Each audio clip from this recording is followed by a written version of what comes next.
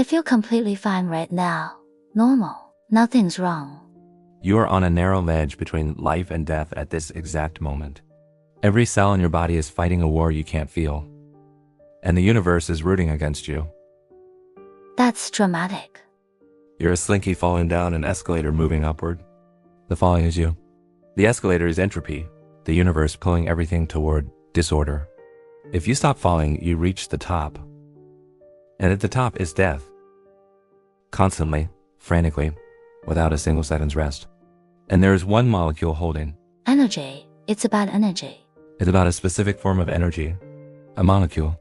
A molecule called adenosine triphosphate ATP. Every time ATP?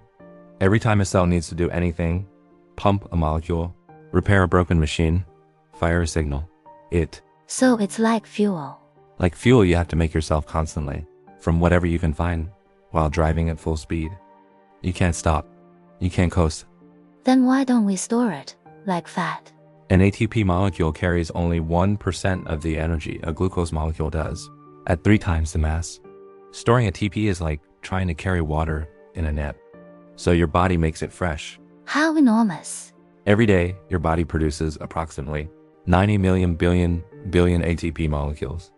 That's roughly your own body weight. Every single day. We go through our body weight in one molecule every day. And then start again tomorrow. Where does ATP come from in the first place? That question takes us back about 4 billion years. The first living cells were barely more than chemical reactions that could copy themselves. They stumbled onto ATP almost immediately.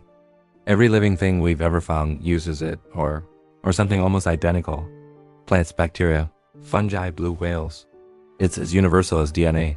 Those early cells were missing out on the biggest energy source in the solar system. The sun. After hundreds of millions of years of evolution, one cell figured out how to eat the sun. We call the process photosynthesis. You take photons wobbly with electromagnetic energy and use that energy to build chemical packages, your machinery. Eventually glucose, sugar, energy dense, easy to break down, easy to trade. So now you have 2 types of cells, the ones that make sugar and the ones that just eat the sugar makers. That second group sounds like us. That second group is us. We outsourced the hard work to plants and never looked back. But something happened about 2 billion years ago that changed everything. We'll come back to that. Why? What happened? The single most important event in the history of complex life. And it involved one very unusual choice. Was it another photosynthesis breakthrough? No, one cell ate another cell and then didn't digest it. Instead of fighting each other, they divided labor. The inner cell stopped trying to survive on its own and concentrated on one task, making ATP. The outer cell handled survival, navigation, finding food. The inner cell became the mitochondria, the powerhouse of the cell. Every animal on Earth, every blue whale, every dinosaur, every human, traces its existence back to that one moment. That's the most important accident in history. By a significant margin, because once that division of labor existed, energy production could scale. More energy meant more complexity. And complexity meant eventually you. Here's what shifts when you actually understand this. Most people think of being alive as a state. You're alive, like a status, like a setting. Isn't it?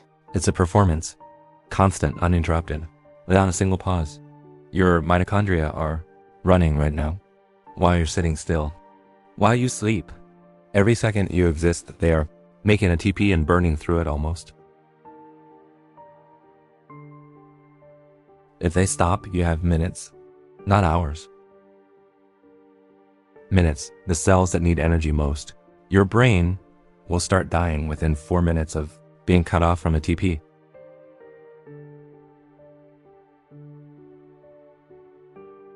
There's no reserve. You have to make it, always. Right now, in fact.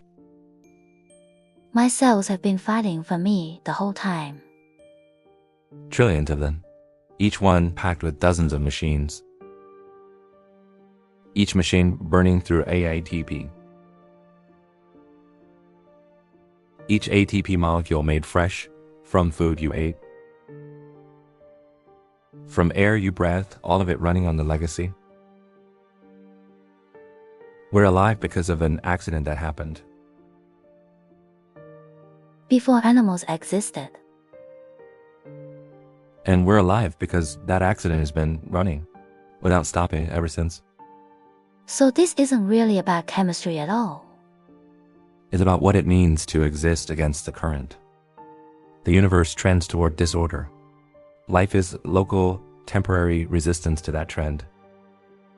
It has to be earned continuously at the same molecule, the same basic process. 4 billion years of life on this planet, and the fundamental answer to how you stay alive has never changed. Make ATP, use ATP, repeat until you can't. Somewhere inside me, right now, something is making ATP. Millions of somethings, without stopping. And one day, they'll stop. One day. But until then, the slinky keeps falling.